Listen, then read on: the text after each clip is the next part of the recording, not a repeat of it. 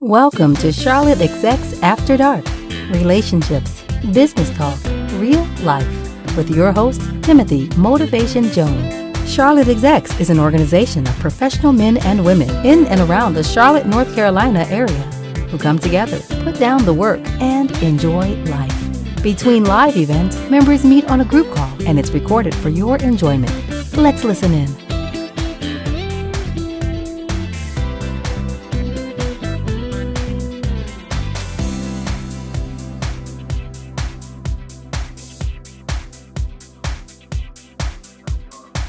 Hello, everybody. Good evening. Hello. Yes, Hello. good evening. Good evening. Real quick, let me see. Did you guys hear the call was being recorded when you called in? Yes. Yes. Okay. Great. Cool. Who do we have on the line? This is Jennifer. Yamina. Glad to have you. Who else is on the line? Sean. Sean? Mike. Did you say Sean? Yes, that's correct. Glad to have you, Sean. Who else is on the line? Mike. Mike? Yep. Audrey? Yep. Who else is on the line? Alisa here. Dashel's here. Tina, Alicia, who else is that? Nikki. What up, Nikki? Johnny, glad to have you. Dashel's here. Who's that? Dashel. Dashelle, what's going on? Choppy. Who else is on? Jackie? Choppy. Kathy? Yeah. Kathy, glad to have you. Anybody else on the line? Nancy's checking in. Nancy, what's going on, Nancy? Nothing much. How you doing tonight? Good. Anybody else? Hello, this is Chanel checking in. Chanel, glad to have you, Chanel. Hey, how are you? Good. Anybody else on the line? I'm sorry I didn't hear you. No, I'm asking anybody else on the line want to say who they are? My name is Stephanie Taylor checking in. Stephanie. Is that you say Carnita? Carlina. Yes. Glad to have you. Let's be here. Who's that? Eva. Eva. Glad to have you. Eva. Mr. Parker, are you on the line? I just got done texting you. Let me check. At any rate, anybody else want to say they're on the line before I meet everybody for a quick second? Anybody else that hasn't said their name? Sherry from Jacksonville. Sherry from Jacksonville. Glad to have you. Thank you. Anybody else on the line? Okay. We're about to meet everybody. We will unmute periodically throughout the night to do questions and answers, feedback and things like that. Thank you so much for joining the call and making these calls successful. My name is Timothy Jones from Charlotte Execs. Put these calls together to kind of keep things going in between events, sort of be able to break the ice so you can kind of get a feel for different people's personalities, including mine. And hopefully it eases you to want to come on out and shake some hands at these events and realize that, we're dealing with a lot of professional and serious people who are really looking to network with you. So when you're not coming out, we're missing out. So I'm going to go ahead and mute this line real fast. Somebody else just logged on. Two people. Who was that? Is that Ed? I think that's your number. Yeah, Tim, that's me. What's going on? Somebody else logged on too. Glad to have you, brother. Right. They probably shy. But we're going to go ahead and mute everybody. Nancy, I want you, once I mute you, please press star so we can go ahead and get started. I'm going to mute everybody right about now.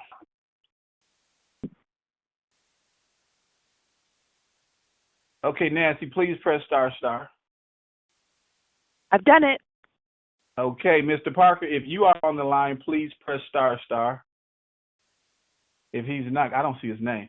But if I'll text him to see what's going on. I just texted him. Maybe, I don't know. He could have fell asleep or something. But in the meantime, Nancy, can you please go ahead and introduce yourself to the group? Let them know what you do, who you are, and we'll get rolling with you, and we'll go from there. Good evening, all. My name is Nancy Grace. I am a licensed real estate agent in North and South Carolina.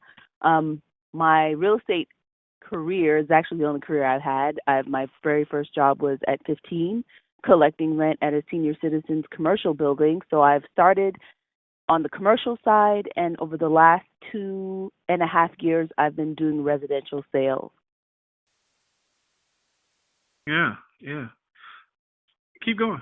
Anything else? I mean, okay. Yeah, go ahead. I have a lot of perspective both on, retail, property management, commercial property management, and then the residential. And I work with investors, but I'm not anywhere near as proficient as Jay was.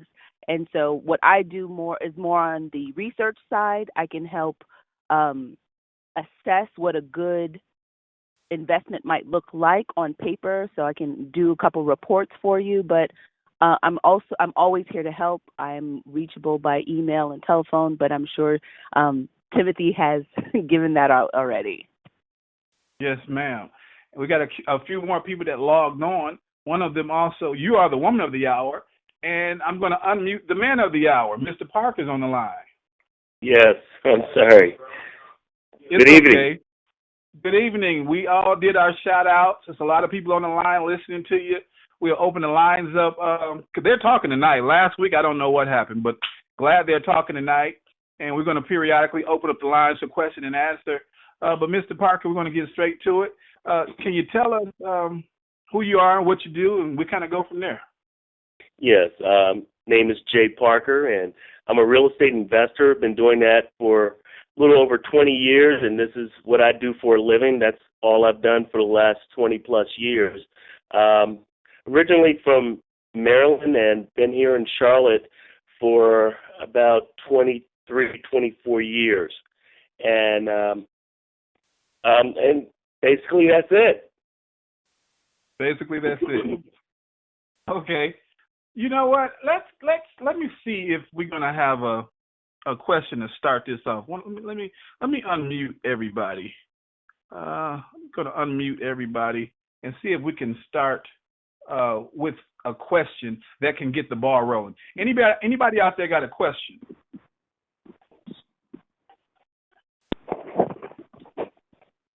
It's all of you are unmuted right now. Anybody have a question that want to start this off? I do. Hey, Jay, this is Sean. Okay. Hey, Sean. Hey, I've got some leads on some communal houses, and I was wanting to know what kind of cost does something like that, what are the expenses for something like that? I know we talked briefly about it. Obviously, you have, if you're seller financing, you have a payment to the seller, taxes, insurance, utilities, and things like I guess internet and cable. So I'm just looking at trying to figure out some numbers. I mean, you don't have to get in depth it now. I mean, I know there's probably a lot of people who have questions, but aside from things like that, are there any additional expenses that I need to be thinking about for something like that? Yeah, well, Sean, one of the things that I do also provide housekeeping, have the housekeepers come twice a month around the 15th and the 30th of the month. We also have lawn care, which we take care of all the lawn, so that's an expense that is twice a month. In addition to that, if there's any type of repairs, we do have our own guys that maintenance the properties, it's change the filters. One of the things is you want to make sure you have all the LED bulbs in there because it saves energy and also helps on your power bill. So, I mean, aside from the other normal expenses that you just mentioned, those are some of the ones that you might want to take in consideration that sometimes you don't really think about. Okay. Yes. Good to know. Thank you. Yes. Any more questions in regards to just random questions you may have right now? Because I know other questions might be generated later on, but any right now. Hey, this is Albert. Hey, Albert. How's it going, man? So last time I was on the call, you were talking about your preferred vehicle or investment vehicle as the trust. And I wanted to know, what's the best way to go about creating a trust?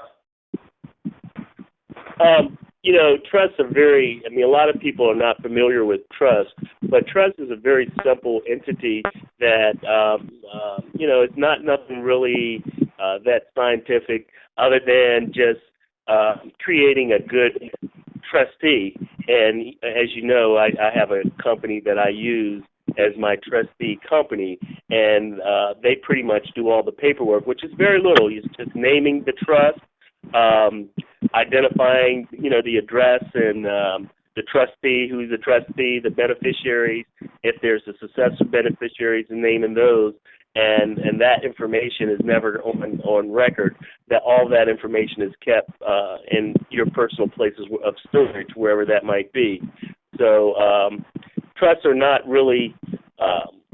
It's a great vehicle. I use trusts a lot in real estate investing, but it's not anything that I guess it's something that a lot of people are not familiar with. So that's where a lot of the mystique, or that they don't understand what they are. But it's nothing really that difficult to understand. Okay. And Nancy, we're going to get to you in just a second. You know how we was piggybacking back and forth last week. We're going to do the same this week. But being the art of hustle, and this call designed for people who are looking for a way to make another income, possibly just a change of career. Mr. Parker, can you touch on some things on how someone can get started, like you touched on last week, how they can get started with little to no money? Absolutely. Absolutely. And one of the things that I would highly suggest is getting into the business and learning from someone that actually advocate, without having to have a lot of money. And that's what I do. There's 4 ways that I buy, and one is owner finance, subject to, lease option, and for cash. And the reason why I do that, this is the easiest way. Not only that, but it's one of the most, I think, credible ways to get the highest return on your investment. And a lot of people, when they get into this business, one of the first things they're looking for is, how do I get hard money, or how do I find private lending, or where can I get some funding? And see, I really believe that by getting funding, it actually stops you from thinking. But funding is actually a very limiting part of it, because just like in 2008 and 2007 when the bubble bust and nobody was lending money, those people that were so-called investors because they had money was no longer around. And so the same thing will apply when the money dries up and you have no way of borrowing money. Then I guess you're out of business. But if you're able to structure transactions and learn how to do things creatively, then the market is even better when there's no money out there, because then you're creating ways on taking properties down without having money, or with very little money. I often talk about a transaction that I purchased a house with, or for 2 cases of Coke soda and 2 pounds of Reese's Pieces. And that's basically by structuring a transaction based on solving a problem. And solving those people's problems, I didn't need any money. Or at least I didn't need a lot of money, just enough money to buy the Coke soda and the Reese's Pieces, and I was able to take down that transaction. Can you tell us how that went? Can you kind of elaborate on that? Yeah, I mean, the one of the ways of marketing, I sent out postcards, and in sending out the postcards, the lady obviously received one, and then she called me back and asked me, was I interested in a property that she had, and so she gave me the address. I went by and I looked at the property, and then about a week or so went by, and she called me back, and she said, hey, I gave you a call about a week or so ago, and you didn't get back with me, and I wanted to give you a courtesy call because I'm getting other phone calls and letters from other investors and want to see if you're interested in the property. And so then she said, well, are you interested? I mean, we don't want any money. And I said, well, sure, I'm interested. What do we need to do? And she said, well, I said, well, would you like, I don't know, plants or roses or something of that sort? And she said, no. I said, well, what do you like? And she said, well, my husband likes Coke soda and Reese's Pieces. And I said, fine, I can make it happen. So that's how it came to being, the Coke soda and Reese's Pieces. Now, the other side of the story was, why did she do that? Well, what they were trying to do was qualify. They were preparing to qualify for the husband to go into a nursing home. And knowing if they got any cash, it creates another event where they had to spend down.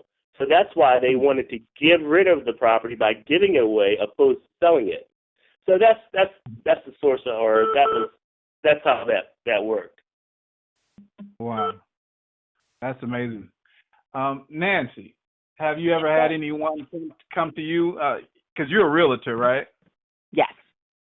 You ever had anyone come to you, trying to buy a house with some Coke soda and Reese's Pieces? Well, I mean, the process is very different when you're doing residential sales versus investing, because investing, you want to buy low and sell high, or at least hold on to it so that it can give you some money.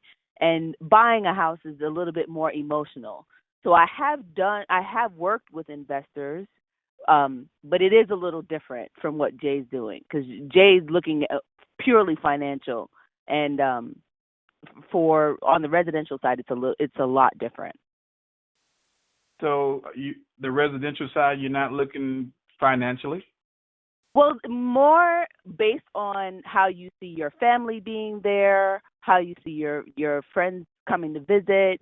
You're maybe looking for a certain feature, or you may want to be in proximity to work, or so there are other things that are more important. I have worked with investors who say, I want to find something that maybe the person has passed away, or that there's the family isn't really, it might be either a trust or someone who's inherited the property, and so they know that emotional part may not be there, and so yes, money is a priority on that side.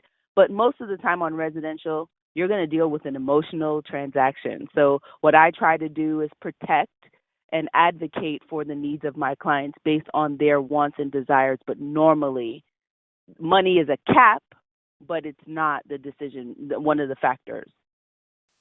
Right.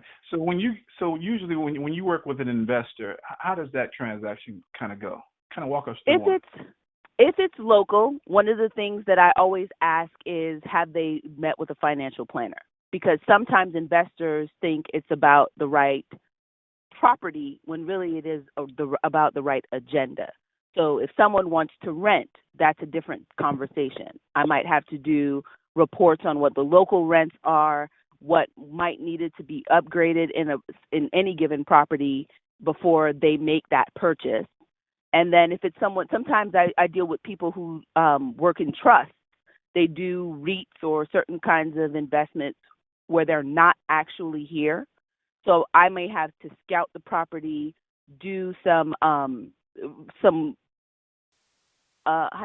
video recording so that they can kind of take a tour of the home. The inspection, all of that is a little bit different because financially our arrangement between the investor and I, because they may not be here, has to be established a certain kind of way. I go to the courthouse sometimes and I'm given an allowance. If I can get this property, I'll provide a list of properties that's being auctioned or foreclosed on. I'll be told how much I can spend that day of, because money is due the day of if the investor wants the property. And then because our cell phones aren't allowed in the courthouse, if I've made that decision based on the investor's criteria, then he has to wire me the funds within a certain amount of time. So it's exciting. It's not always the same, but I have had experience in different situations with investors. Okay, and just because you randomly kind of included some information, you said you're not allowed to bring cell phones into the courthouse. Is that just everybody, or is that specifically? That's everyone. Something? Yeah, okay. That's everyone. And then you said, like, if somebody's ready to buy, they have to buy that day. In the courthouse, when you're doing a foreclosure, so what ends up happening is there's a list, and the list is published ahead of time, so you have a chance to see the address. And if you do have a real estate agent, they could pull up some tax records or go through the MLS to look up past pictures of the home. Sometimes you can have, sorry? MLS, sometimes I'm sorry. The multiple listing service, which is where the home may have previously been listed. So normally if it's foreclosed on, it's too late. But sometimes the owner may have tried to sell it before it was officially foreclosed on. So you may find maybe one or two pictures. You may find some information on the home, either through the MLS or through tax records, so that I can give my investor a better idea of what the condition of the home might be, right? So then once I've done that, the investor might say, based on this list, if this dollar amount is possible, you can have it. And the way the court system is set up, there's a list of properties being called off, and then there is a representative from the lender, from a bank or a group of banks, that knows how much is required to let that property go. So we might see a hanging balance of, let's say, $120, and the bank, the representative from the lender, may know that it has to go, let's say, for $80. So the judge will call an opening bid at maybe $5, $10. And so as everyone in the room has the ability to bid, that lender is going to either call out that magic number, or he's going to let it climb up to that number, depending on what the interest is on that property. So it's not a lot of time for me to actually communicate with the investor. So if he gives me a bottom number, and he gives me, I think you have to give 10% in York County in South Carolina. I don't remember the percentage in North Carolina. But what happens is if the bid I place is awarded, I have to give that dollar amount the day of. Then there's a 10-day process where they allow the person who originally owns the home the possibility of coming back with the money that is required to get the home back. So really?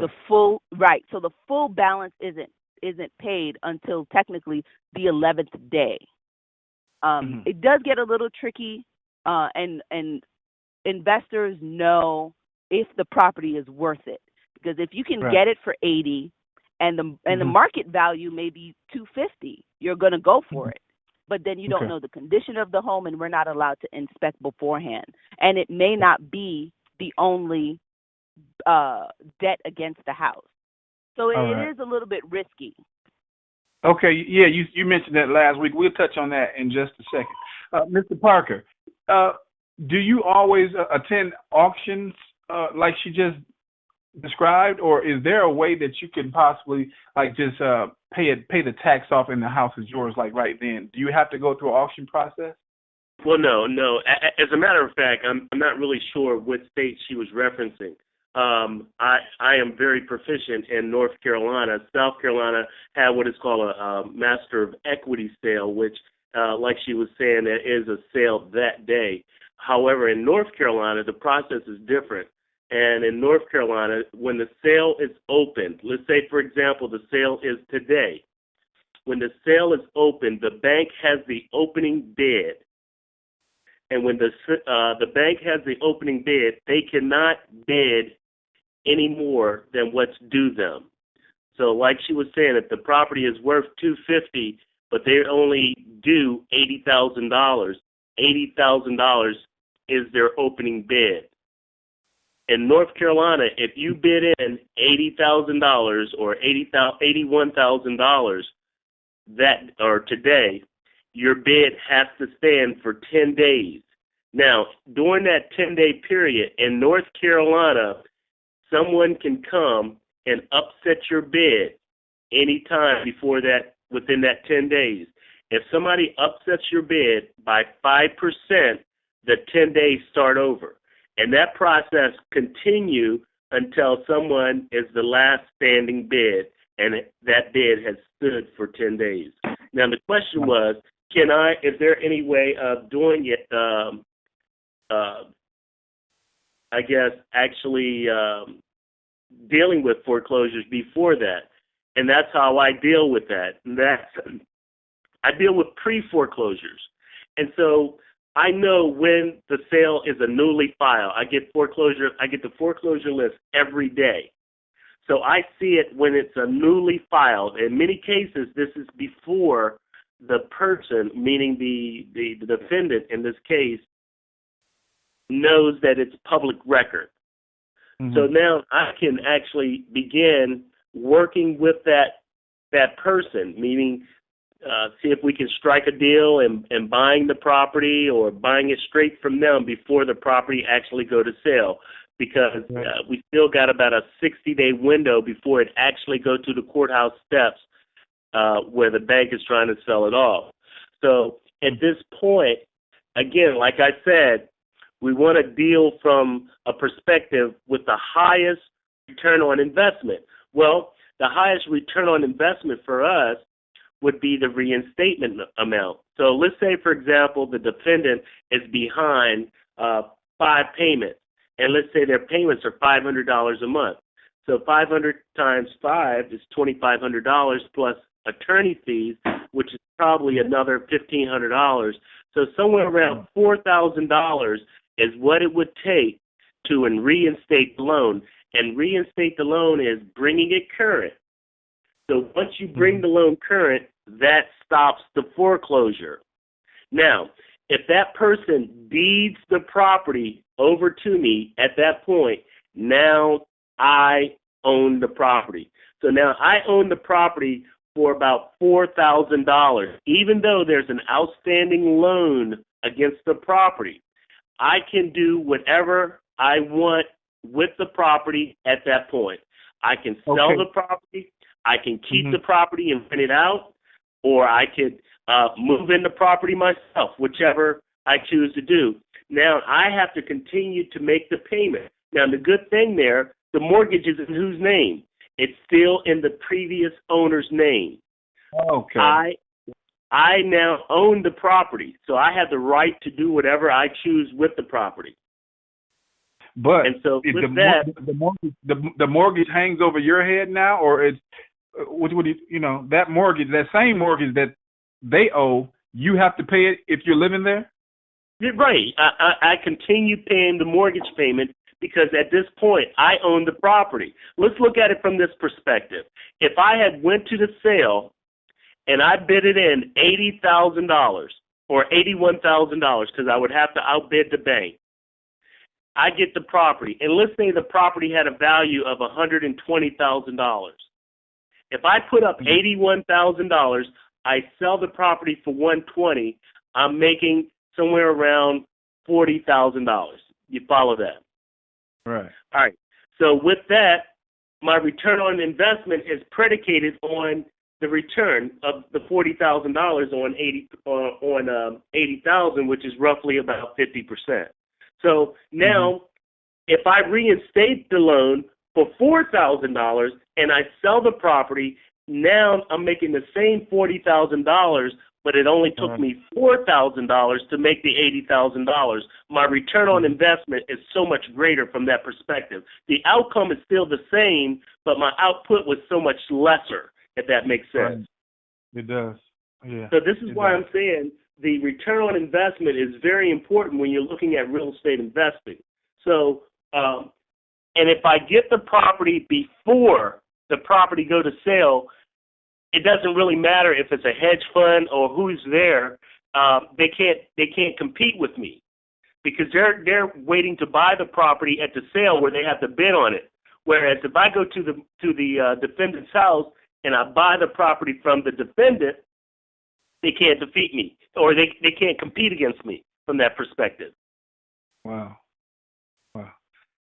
Nancy, you said, last week, and you was about to touch on it then, I wanted to hold on for a second. If you see a amount owed at the courthouse, that's not necessarily all that's owed. Can you elaborate on that, please? Well, if the home is in a subdivision, there may be HOA dues. There may be tax fees associated. And normally, if it's at the courthouse, the tax is the superior lien. So that means the taxes always want to be paid first. Mortgage is always second. And sometimes people have home equity lines of credit or a second mortgage. So there may be other loans or other liens attached to the property. I'm going to also tell you one thing. There's something called a UCC, which is someone might get work done on a home, replace a roof, whatever it is, and the contractor itself might have put a lien on the home anticipating getting paid. And then the person, obviously, if they're not paying their mortgage, that means a lot of other things aren't getting paid. Jay last week talked about how you can buy a home based on the lien of the HOA dues alone, and I'm going to let him retell that. But yeah, because we're gonna get to that. I'm holding off on that. Because there are other liens attached, it does take a little bit more research when you're going to the court filing, because the court filing is supposed to notify the other lien holders, but it doesn't always happen. Sometimes they make deals within themselves that will agree to get paid in this order, but it is not always clear how many people is owed money on the property, as much as is who is owed money on the property. So if somebody's trying to buy a home and contractors are owed money, that can mess up, explain how that works. So if they default, so the UCC is the contractor's guarantee to get paid. The contractor says, I'm going to tell the courts that you owe me this money.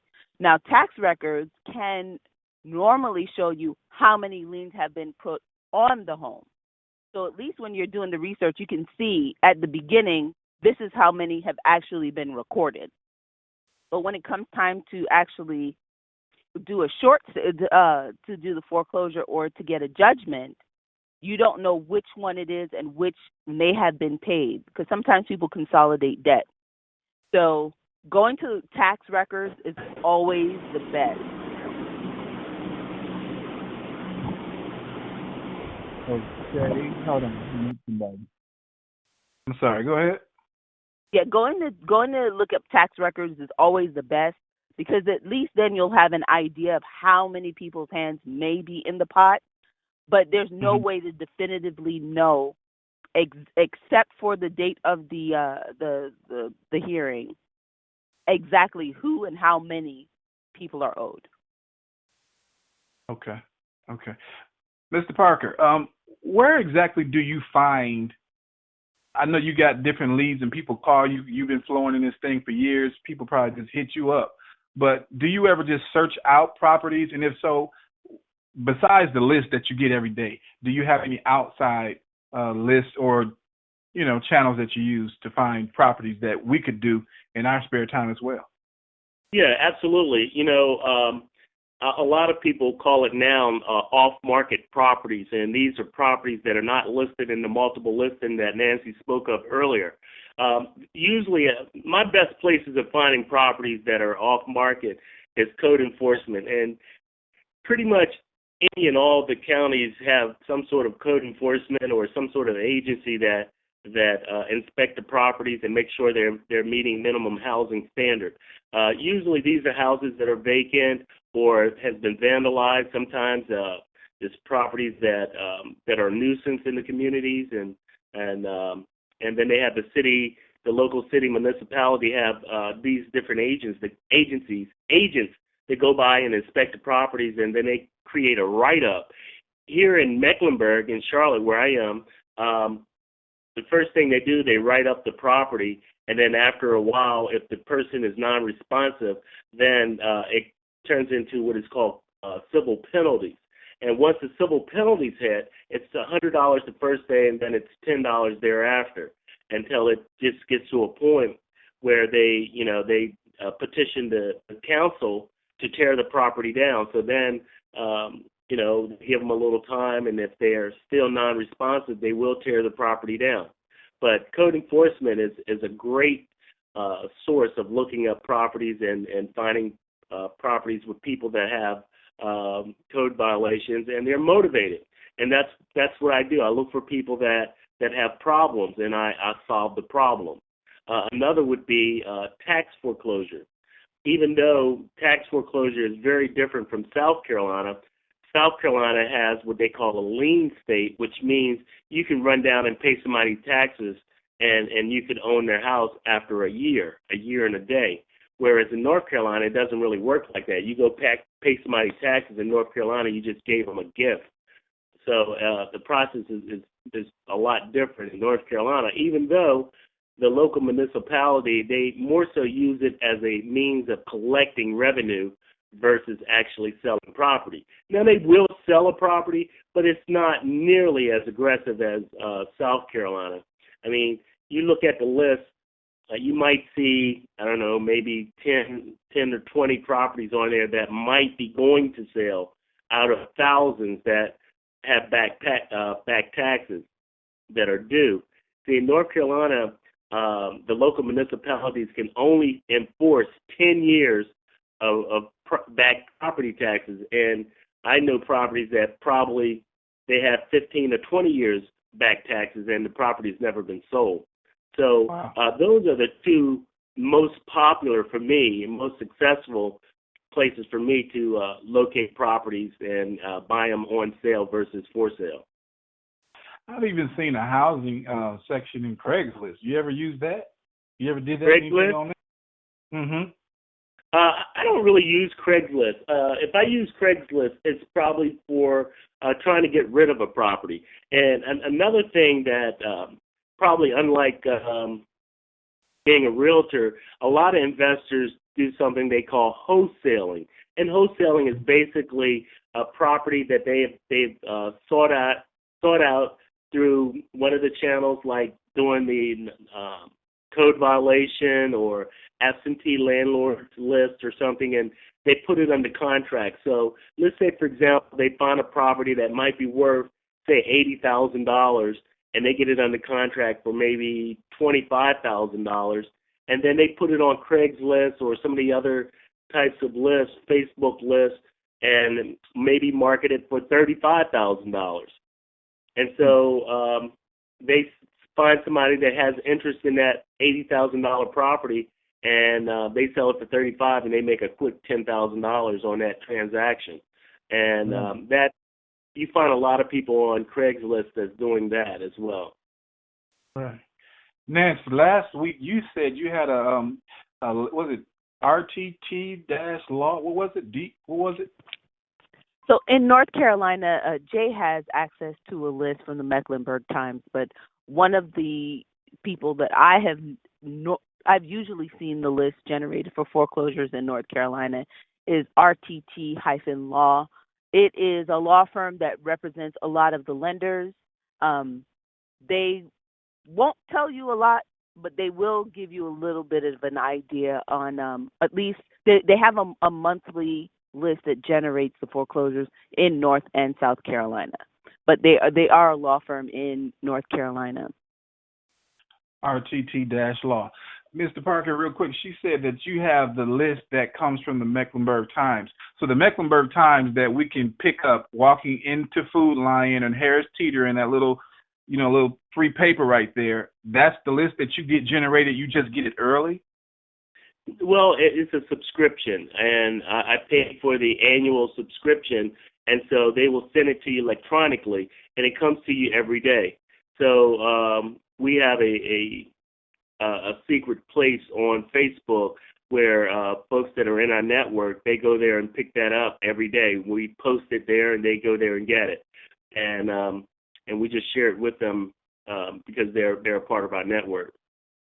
Right, and that is the J. Parker Network on Facebook, and he's on Meetup, J. Parker Network. So all of you that are on Meetup, and most of you are, they have monthly meetings. He just had one Tuesday, right?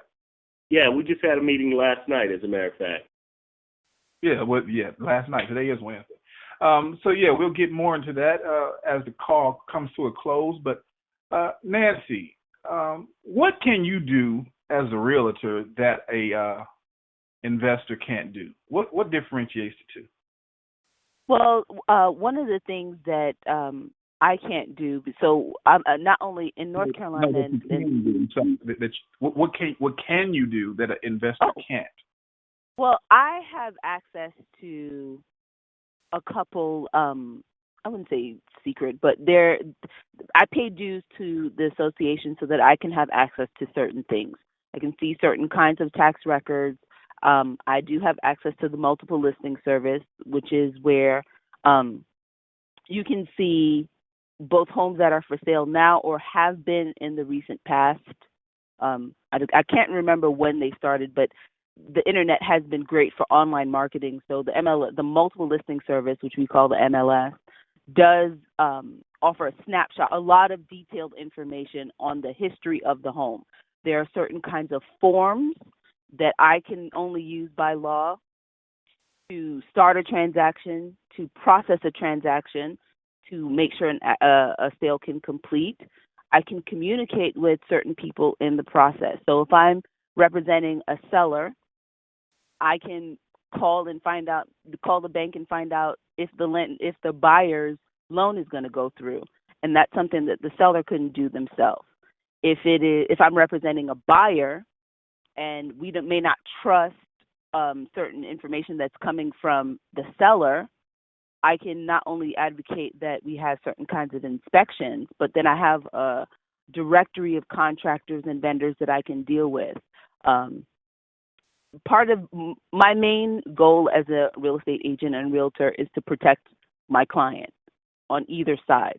So I maintain a certain kind of education every year, either through continuing education or through electives, where I make sure that I know not only the new laws that are released every July 1st, but whatever is trending in the market, that I get educated on that too. Okay, and you said you're a real estate agent and a realtor. What's the difference between the two? So a real estate agent is just technically a licensed status. That means I completed a certain amount of hours of education and passed the state exam and national exam so that I'm qualified to do real estate on behalf of others. A realtor takes an oath, and North Carolina requires, the multiple listing service requires that I become a realtor, and that's mainly an ethical oath, that I put the public before my needs, that I conduct myself a certain way. We do have disciplinary level actions that are possible when you are both a real estate agent and realtor. It's just who's going to discipline you and how. Okay. And if somebody comes to you, so they need you to help them find a house, they don't pay you. The only person that pays you normally is the person selling the house. Is that correct?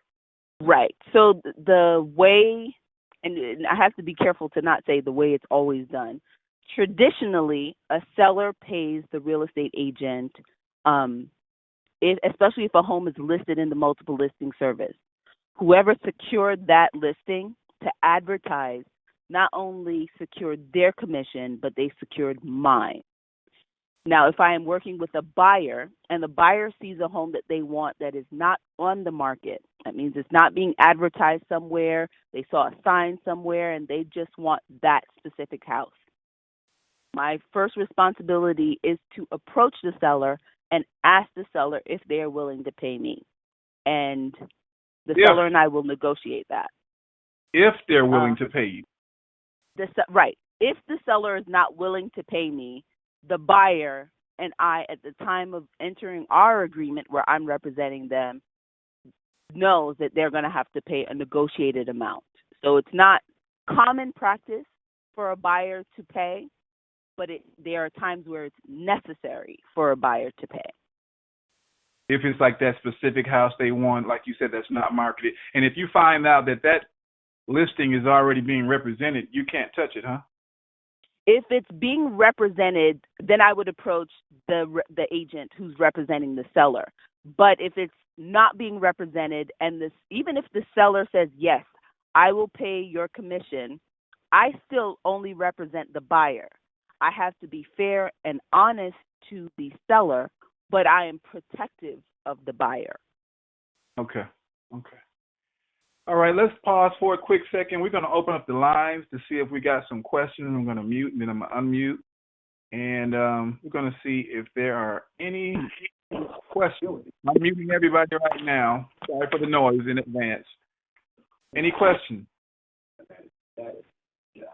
No. No questions? Hello. How are you? I do have a question. Okay. Hello? Please. Yes. Okay. My name is Jennifer. Hello. This question is for Mr. J. Parker. In regards to the house that you said, you gave an example, how if they are behind on their loan payment, their mortgage payment, and you bring that to current, that now the deed is in your name. My question is, if the mortgage is still in the other property's name, what about like if those people want to pull out equity from the home? Because I'm not real well versed in legal terms, so I don't know. Does the deed being your name not allow them to do that? That's kind of a question that I have. Yes. The whole concept behind taking a property subject to, and that's what you're referencing. Now, the reason why we do that is merely for protection. And again, Jennifer, I think we spoke on the phone the other day. I'm not certain, but my objective, Jennifer, is building wealth and building it massively. And once I build the wealth, I want to protect the wealth. So I don't want to do something that's going to ever jeopardize any properties that I have that are free and clear. So when I purchase properties, I want to do it one of two ways, either owner finance or subject to, or lease option or for cash, in that order. Now, when doing that, if you go out and you refinance that property, which you can, there's nothing wrong with refinancing. But when you borrow money, it doesn't matter whether it's conventional, hard money, private money, or whatever, you're going to sign what is called a promissory note. And a promissory note is a promise to pay. Now, in North Carolina is what they call a deficiency state. So that means that if you sign a promissory note to borrow money, which you have to, because they're going to get you to sign that, and you borrow $100,000, and let's say for whatever reason you get sick or what have you, and the house is foreclosed on, they take it back. And when they sell it at auction, they only get $60,000 for it, or instead of getting the $100,000 that they gave you. Well, then you're on the hook for $40,000. Now, you borrowed $100,000. You signed a promissory note, a promise to pay. You promised to pay them back $100,000.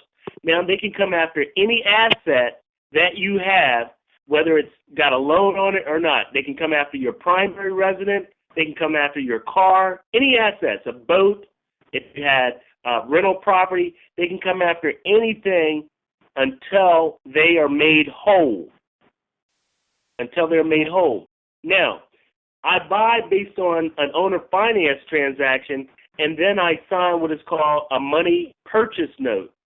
And with a money purchase note, if I default on that house that was owner finance, the only thing that they get is they get that property back. They cannot touch any of my assets. All of my assets are protected because I only signed a money purchase note and not a promissory note, if that makes sense. See, on an owner finance, I didn't borrow any money. The owner finance guy just owner financed the house for me. He just we had an agreement where I'm paying him directly for that property. So there's not any financing in place. And see, again, like I was trying to share with you earlier, money stops you from thinking. And so in this instance, you shouldn't need any equity out of the property. So you're using the property for the purpose of use, meaning for a place for you to live, because you like the house, you like the features of the house. So if it was to get other property, then you look for properties that you could possibly get owner finance or properties that you take subject to. And so that way, that's how you continue to build your portfolio like that, and it's secure because each one of those stand alone. They're not linked together like they would be under a promissory note. Does that make sense, or does that answer your question? Oh, yes, definitely. Definitely. That's my question. Thank you. And I heard you start going down the list of everything they can confiscate, and you said they can't garnish your wages, but they can secure your account. They can seize your account. They can actually seize your checking account or anywhere that you might have money. If you have money on deposit, like if you had a security deposit, that could be seized. All those things are subject to seizure. Wow, you get paid. Okay. Any more questions? The mics are still on for everybody. Just trying to find the isolated noises to keep the listening experience as best as possible. But before I mute everybody, any more questions? Tim, can I add to that with Jennifer? Add to that Sure. that question she had. There's another vehicle that Jennifer might want to use and think about. Let's say she does take a property subject to, and that's a property that let's hypothetically say that Miss Smith had a house, and for whatever reason, Miss Smith decided she didn't want it anymore. But she applied for a loan, or she got a loan with Bank of America. Mm-hmm. And so now she's going to walk away from that loan because she's just tired of the house. She's getting older, and she doesn't want to deal with the upkeep. So Jennifer comes along, and she takes over Miss Smith's payments, and the property is deeded over to Jennifer. There's a tax code called Tax Code 121, which allows you to live in a property, and this is how it reads. If you live in a property 2 out of 5 years, you could sell that property, and if you're single, you can earn up to $250,000 as a single person or $500,000 as a married couple and not pay any capital gains. So that within itself is a vehicle that could be used as an investment strategy to getting to a large sum of money, if you will, or if you chose to, and not having to borrow the money because you took the property subject to. Right. Good. Any more questions? Everybody's quiet. That's good. No noise, but any questions? Okay, let's keep it moving. Mr. Parker, what got you? What were you doing before investing in real estate? I used to work at an insurance firm, and I used to sell insurance, and I did that. I was first licensed in 1983 as an insurance agent in Maryland, and I did that, and it wasn't long that after doing that, I learned that I didn't really like the way they got paid because they would pay you based on the commission sales, and then if that property or that policy lapsed, then they want their money back. And you're thinking that you're going to have this big check at the end of the pay period, and then unbeknownst to you, you weren't aware of the lapse, and then those lapse goes against you, and your check is not exactly what you thought it was going to be. So I at that point I began looking for another career, and insurance was one of the first things that I did right out of high school before I went to college. Mm-hmm. Mm-hmm. Nancy, so my work history is not that long. I mean, I haven't done a whole lot of different things in my life, unfortunately. But, I've been doing real estate longer than anything else I've ever done. Okay. And Nancy, what about you? What were you doing? I know you used to manage some properties, like 6 properties or something like that. Can you tell us about Yeah. that? And Up, mhm. sure, up until March 2014, I think I spent 10 years as a commercial property manager for Class A buildings with CBRE. I loved it.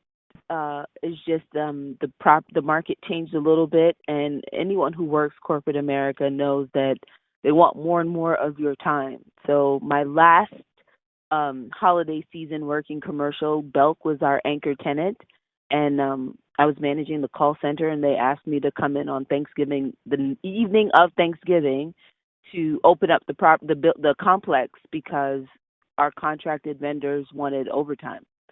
So I think I probably would still be in commercial if it wasn't for that because I was still licensed. I had to get my license beforehand, but I think I love the freedom, and I actually love helping people way more than answering to corporate America. Right. And before that, what were you doing? I worked at HUD as a pre-purchase counselor, actually, in 2002, for about 3 years. And so I did a lot of pre-purchase education and grants in New York. They give you grants to buy homes, and I got to start muting people. Go ahead. Hold on, Nancy. I got to start muting people. Keep talking, please. So in New York, when you are and NACA in North Carolina, and I don't think there's a government program in South that does the same thing, but they give you a certain amount of money to purchase a home when you're a first-time home buyer. So I used to do pre-purchase counseling and pretty much the same job as a real estate agent without access to the multiple listing service. I still connected first-time home buyers with lenders, contractors, inspectors. So it was set up a little bit different in New York. In South Carolina, we have a lot of agricultural loans. So while they may not give you money to purchase, they do give you different kinds of loans in order to qualify for different kinds of properties in South Carolina. So yeah, but that's what I used to do. Is that where you're from? Your accent doesn't seem super heavy like a New Yorker. Are you from New York? Yes, I was born and raised in Brooklyn. Please don't hold it against me. I hear a little bit when you say Brooklyn. Mr. Parker, and you, are you a Charlotte native or? I'm not. I'm actually from Maryland. You're from Maryland. Okay. Yeah. And you've been here how long in Charlotte? I've been to Charlotte for, I think, 21, 22 years. 22 years. Okay. All right. Anybody else has another question? You can press star, and I know I got some questions that I want to ask. Refresh people from last week. Press star if you have a question. Give you about 10 seconds to go ahead and do so. And we'll move on. Go ahead. Somebody just press star. Yes, this is Johnny. My question is for Jay.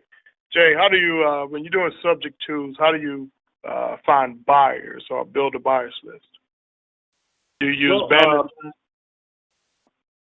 Well, you can do bandit signs. I don't use bandit signs. One of the things that I suggest if you're trying to build a buyer's list is to go down to the courthouse, and they have a book. In Mecklenburg, I'm not sure about the other counties, but Mecklenburg is the largest county. They have the most foreclosures out of any county in North Carolina. And they have a book. It's called the Upset Bid Book. And in the Upset Bid, these are people that are bidding on properties, and they're upsetting the bid. Remember I was telling you about that 10-day window? What they do, they will upset the bid, and then the 10 days start over. Well, you can go downtown and get that book and open it up and write down the different the names, the address, their cell phone numbers, or whatever phone number they're using, and create your buyer's list like that. That's a better way than going to different meetings and asking people about, what kind of properties they're buying and that type of things, because they're not a bona fide buyer. but the people that are bidding on those properties are bona fide buyers. If they're bidding on those properties and upsetting properties, they got some sort of arranged financing or they have their monies lined up. So that would be a better source for buyers list.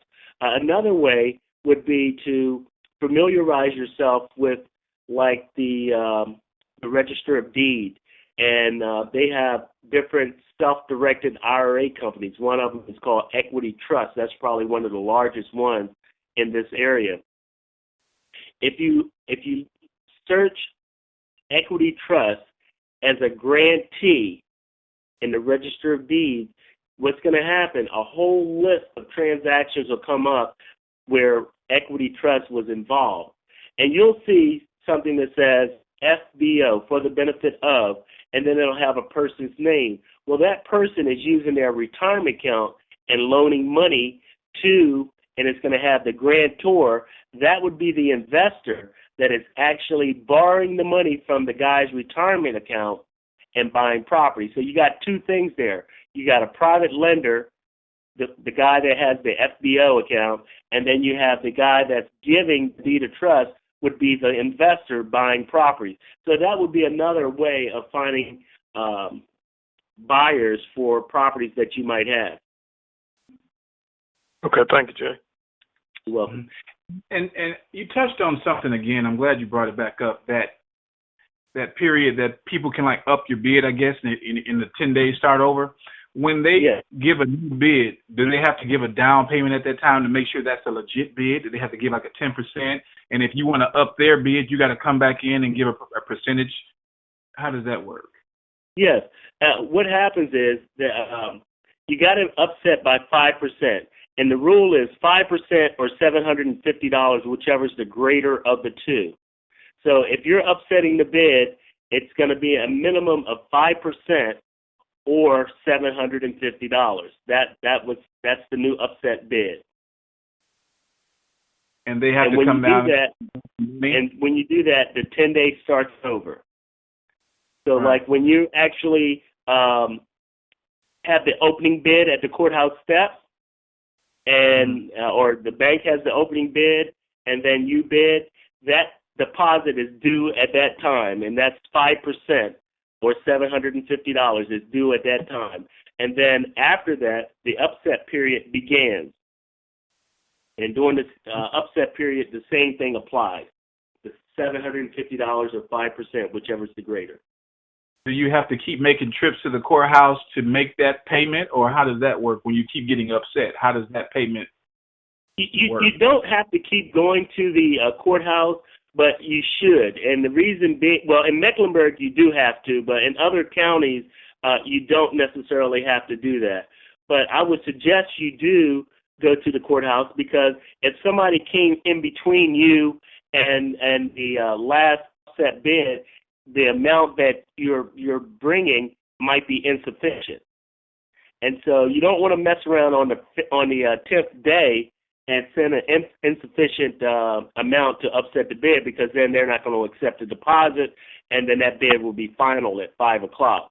As a matter of fact, there was a property over in, I think it was in Lincoln County or somewhere, that I was bidding, and me and the guy, we were bidding on a property for almost a whole summer, and the guy got lazy, and he started sending his bids in. And so I just bid an odd amount, making his 5% different than what he had calculated.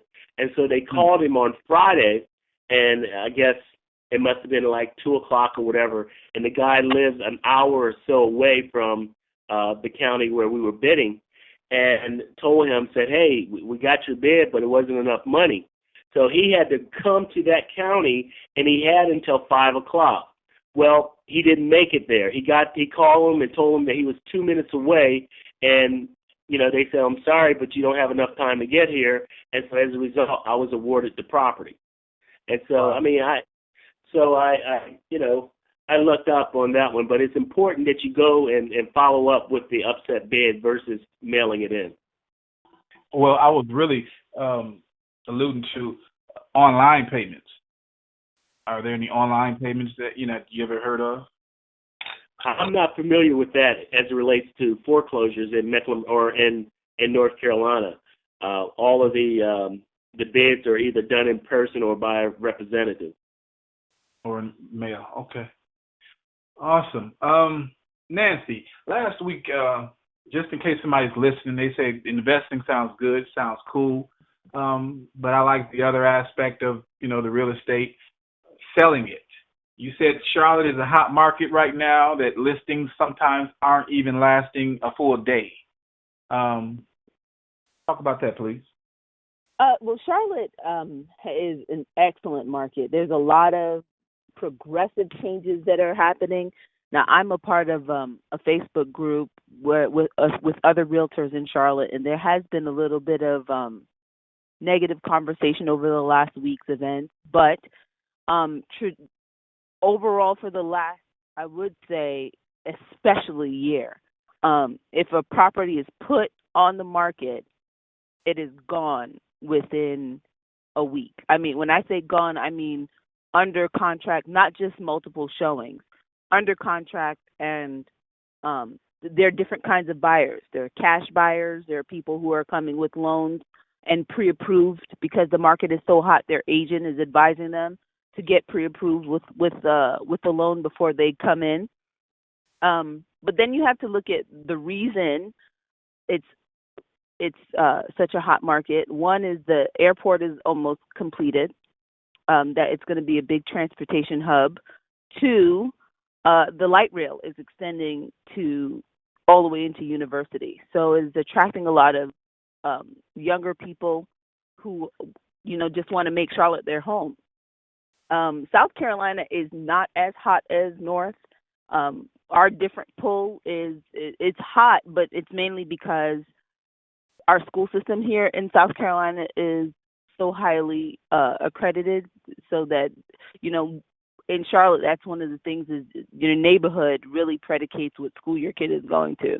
And in South Carolina, especially if you are talking about Lake Wiley, Tega Cay, Fort Mill, those are all top-rated schools. So people can have a little bit more space for their home, and they can have we don't pay income tax on our income, and so it's lower taxes, better schools, and more space. So it depends on what you want. But right now, if you wanted to be a real estate agent, I mean, it's a lot of competition, but it's a lot of money to be made. A lot of competition, but a lot of money to be made. How can you set yourself apart from the rest, since there's so many other people doing it? The very first thing I would say to anyone who wanted to be a real estate agent is find a firm with a good reputation or a good presence. So I went to Allen Tate first. And if you're not going to find a really good firm who has a lot of exposure, so that it kind of does a little bit of the selling for you, because anyone can hire a real estate agent, but sometimes people have allegiance to the firm. And if you don't do that, I would strongly suggest you join a team. So a team is normally within a firm, there's a group of agents who have decided to work together. They share a portion of each transaction. Each time something sells, there's a split within the team. But the reason why that's good is you get a lot of hands-on training. You're going to find out what your strengths are as an agent, and you're going to have someone to kind of monitor your activity, because it's the weight of the team. So you're not solely by yourself.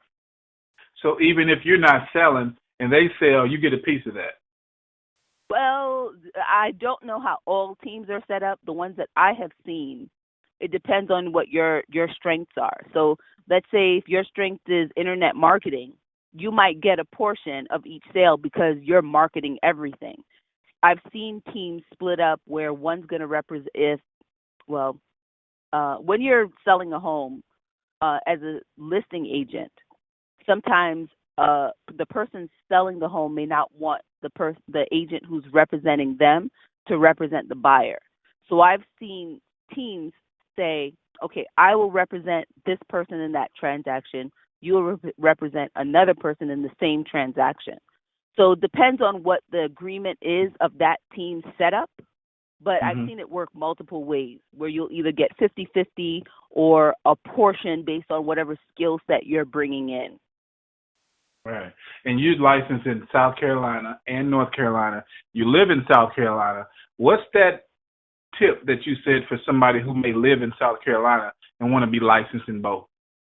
Yeah, so every state in the United States have different requirements for people to become agents. North and South, because it's so close, they have something called reciprocity. So because I live in South Carolina, especially because I live in York County, North Carolina is allowing me to only take the state portion. So I became a full-blown agent, technically in North Carolina first, but because South Carolina is my home state, because I'm a full-blown licensed agent here, North Carolina only allowed me to take a 40-question exam and become licensed there. So you can become licensed in multiple states.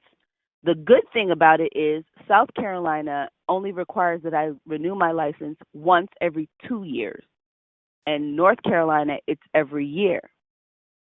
Each state requires that I have education. But because South Carolina is the superior state as my home state, I don't have to do education in North Carolina every year. Now, my firm offers it and requires that we do it because they want us to know the law. But if you are a South Carolina resident and you become licensed in South Carolina first, and then you go into North Carolina to pass the exam, going forward, you only have to do education once every 2 years as opposed to every year. That's good. Okay. Mr. Parker, you said last week you know a young man who was making some nice deals, and I asked you about can you get nice homes in Ballantyne, South Park, Harrisburg, University, and he was doing them via HOA fees. Can you break that down for us, please? Yes. HOAs is the dues that you pay with in communities that have homeowners associations. And contrary to belief, a lot of people are not aware that when you're delinquent or you've been fined or you're not paying your HOA dues, that you could actually be foreclosed on and risk losing your property. And so by bidding on it, it'll go to sale just like a regular mortgage foreclosure. It goes to sale, but it's tremendously less money. For example, a property might go to sale for $1,500, and see, that's the opening bid, $1,500. That's the total indebtedness, including the attorney fees. Wow. And when it goes to sale for $1,500, then again you're going to put up 5%, whichever 5% or $750. In this case, you would put up $750 because it's greater than the 5%. Wow. And if your bid stands for 10 days, then you become the owner of that property, subject to the first mortgage. If there's a second mortgage, subject to the second mortgage as well. But you in fact become the owner of that property. And you got to start paying that mortgage. Well, there is a slight issue there, and we come up with a way of actually having to how to deal with that as well, because in many cases the homeowner is still in the property. So if the homeowner is still in the property, then they might be a little disgruntled and may not be willing to work with you, because you can't just call the mortgage company and say, hey, I now own the property. What's the payoff or what's the mortgage payment? Because they're not going to give it to you because of the mortgage, Privacy Act. So they wouldn't give you that information. So you have to figure out how you're going to get that information legally, and then you could maneuver your way. But I mean, it's not a difficult process. It's just a process, and the process that I suggest using is once you become the owner. Again, this is about real estate investing. So real estate investing, again, is about the return on investment. So then I would send them a letter suggesting that, asking them if they were interested in buying or participating in our buyback program. So then, of course, they would love to buy the property back, and so then I need to qualify them to make sure that they're in good standings with their first or their second before I participate in any type of transaction with them. So verifying that information, now I have the information on the first mortgage or second mortgage or both of them if they have that. So now I have that information. So now I own the property. I bought the property for $1,500. Now, I will sell the property back to them for a portion of the equity. I might sell it back to them for $10,000, maybe $15,000, and I would be in second position or third position, whichever. But at this point, I have the information on the first and second, if there is a first and second. So at that point, if they default, now I'm in the driver's seat, and I could become the owner again, and then I could control the property. Wow. So when you make I guess it goes through the similar bidding process that you mentioned earlier in the call, that, the bid has to hold 10 days. Is the owner notified, like, hey, somebody just paid your HOA fees, you better step up or they're going to own your house? Do they get any type of notices or something? Absolutely. It's not a sneak attack. They are fully aware of what's happening, just like when, this is not like the first notice or first time them hearing about, their HOA dues are due or their mortgage is due. They've gotten plenty notifications and certified letters stating that their mortgage is behind or their HOAs are behind and what the intent of the HOA to do. So it's not a sneak attack. They're fully aware of what's happening and what's going on. Okay. All right. I'm going to open the lines again. We're going to wrap this call up if there are no more questions. So if you got any, please do ask. I'm going to mute everybody, and then I'm going to unmute everybody. So if you got questions, now is the time. You got the pros on the phone.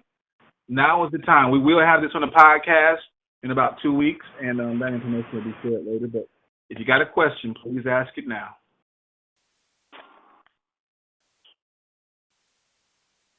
Pin drop. Hello? Yes. Hey, I'd like to ask the Brother Jay. Yes. How is it that the HOA overrides the mortgage or I guess the homeowner in that situation, where they're able to sell the house because of the delinquencies? I'd always made I was always scratching my head. How is the HOA, a person able, how is the HOA able to do that in that situation? Well, when they purchased the property, they were fully aware that there's an HOA in place, and there's duties and responsibilities that are required of them, and they're made fully aware of what they're supposed to do as it relates to the HOA. It only comes into play when they don't adhere to their side of the bargain. So when they don't do that, the HOA has all rights and any to actually foreclose on that property. But again, like I said, it's not a situation where they just immediately say, "Oh, we're going to foreclose." They've been forewarned. They've been sent notice, certified mail. They've tried to work out things, but for whatever reason, the homeowner failed to or wasn't able to work out anything. They couldn't come to some sort of agreement, and so the HOA has the power to foreclose on that property. And you had asked, how does it override the mortgage? It doesn't override the mortgage. The mortgage is still in place. North Carolina is what you call a race state, so that means that whoever gets there first is in first position, second position, so on and so forth. So it doesn't override any of the mortgages. The mortgages are there and they're in place. But you can foreclose on the HOA and become the owner of that property. So the bank, it doesn't matter, to the bank, as long as someone's paying them. Yes, you're right. The bank doesn't really care. They're in first position. Okay. Well, and also with that situation, then, is there a list of when it comes to foreclosure because of that situation versus a bank foreclosure? Or is there a list out there for that specifically? Yeah, absolutely. The same list that I receive every day, the HOAs are on that list as well. They're all on there together, and they're easily identified on the list because you won't see any bank information. Okay. Or you won't see, like with a regular mortgage, it'll have the original what the loan originated at. Well, for the HOA, there's nothing in there. It's blank, so you can easily identify which ones are HOA foreclosures. Okay. All right. Cool. Yeah, make sure y'all get your phones out or something. Well, you're already on your phone. To take down their numbers and their websites and contact information. But before we get to that, any more questions? Now is the time to get your question answered. Do you have a question, Miles? No. Okay. Well, Nancy, can you give us your contact information? Sure. My telephone number is 704-634-0879. My website is nancygracerealtor.com. I can be also reached by email at nancygracerealty@gmail.com. Realtor.com and realty@gmail. I bought both, so. Okay. Mr. Parker, and your information? You can reach me on Facebook, J Parker Network, or you could, my cell is 704-408-6250. And those are the best ways to reach me. I mean, I get a ton of phone calls, so if I'm not able to get to you, send me a text, and I'll get right back to you as soon as I can, and try to answer whatever question that you might have. Great. Before we get off, who's on the line again? Can you say your names again, please? I need to get that for record. Who's on the line? Hello, this is Chanel from Charlotte. This is who again, please? Chanel and Charlotte. Chanel and Charlotte. Thank you guys for being on the call. No, I said Chanel, and I'm located in Charlotte. Chanel and Charlotte. Who else is on the call? And I'm getting this for the upcoming women event, so I need to get some names of the ladies on the line. Stacy. Stacy on the line. Yeah, Miss Yolanda. And this is Carlina Farrar in Maryland. Carlina Farrar in Maryland. Who else is that? Dashel's here. Dashell. Any more names? Kelly from Charlotte. Say that again. Yamina. Yamina. Yes. Glad to have you. Who else? Kelly from Charlotte. Kelly. Glad to have you. Any more ladies on the line? Kiba. Yolanda Mill. You say it at the same time. Say it again, please. Yolanda Fort Mill. Yolanda Fort Mill.